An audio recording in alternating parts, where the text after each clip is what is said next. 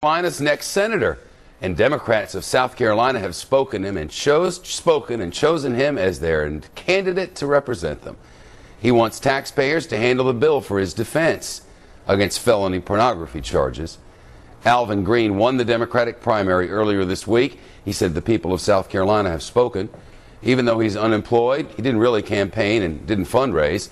Not to mention he's facing felony pornography charges. And Alvin Greene filed for a public defender because he told the court he didn't have enough money to hire his own lawyer, which raises the question, which is still unanswered, how did he find more than $10,000 to file to run for Senate? I asked Greene about the charges yesterday on Studio B. How do you plan to handle that? Well, I have no comment on that. No, seriously, sir. Wait just a moment. Mr. Greene, with great respect, you are running to be a senator from the state of South Carolina, trying to unseat an incumbent. You did so without campaigning. You have a porn charge against you, and you're not going to tell the people of your state the details of those charges?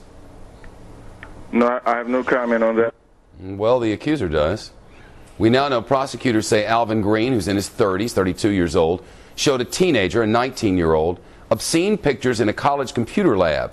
The girl involved in the case says voters should know who they're voting for. She joins us now. Camille McCoy is with us now on the left-hand side of your screen, along with her mother, Susan. Good to see both of you. Thanks so much. Thank you. Camille, it's my understanding it was in October. You're down in a computer lab in a basement room. You're sitting there minding your own business. Dude comes up and says, "Do you like football?" And you go, blah, blah, whatever. And he goes, "Well, look at these pictures." And when you looked at the pictures, what did he show you? It was porn. And what do you mean it was porn? Help us understand specifically without skeeving us out. It was woman on man porn, pretty much sex, I guess. Uh-huh. So I wasn't really looking. It wasn't the kind of thing you were probably expecting to see after a question about football, eh? No, not at all. So what'd you say to him next? I told him that was offensive and that he needed to leave. And he didn't. What did he do instead? He laughed and he said, "Let's go to your room right now." And then I left the room because I wasn't going to have that. Yeah, well, all right. So then you did what I guess all students are told to do, and that is report it, right? Mm-hmm. Tell me how that went down. I called my mom. Good idea. And I told her, I was like, listen to what just happened. And she was the one that called campus police because I was shocked and freaked out and scared. And I guess, Mom, your suggestion was tell somebody, right? Report it.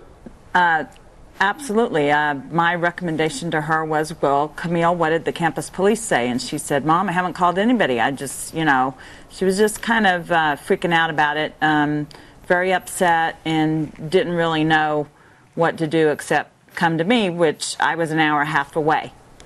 Had you ever seen this guy before? No, sir. Never seen him. He just showed up there in the lab. Yes. Did you feel threatened when you walked away? Were you afraid of? Was he? Because I'm trying to be fair about this, and I'm thinking, all right, you're not technically underage. He showed you some pictures you didn't like, and you walked away. If that was the end of it, that was the end of it, right? Except that it freaked you out. Yes, and I wasn't sure if he was going to come after me or not, so I pretty much ran and jumped on an elevator and went to my room.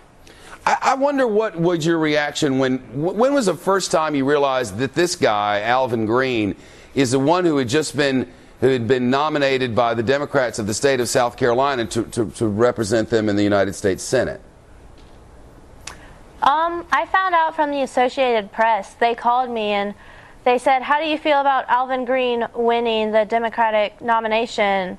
And that was the first time I've ever heard of it, and it shocked me. I had no idea he was running. I just could not believe that this man was running and won.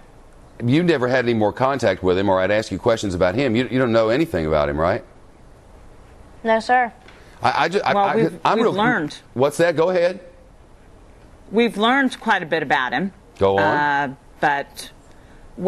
I understand he had some time in the Air Force as well as the Army, and he was. We don't know why. We know that he had an discharged. honorable discharge, but it was involuntary, and we can't find out much more than that. He won't tell us.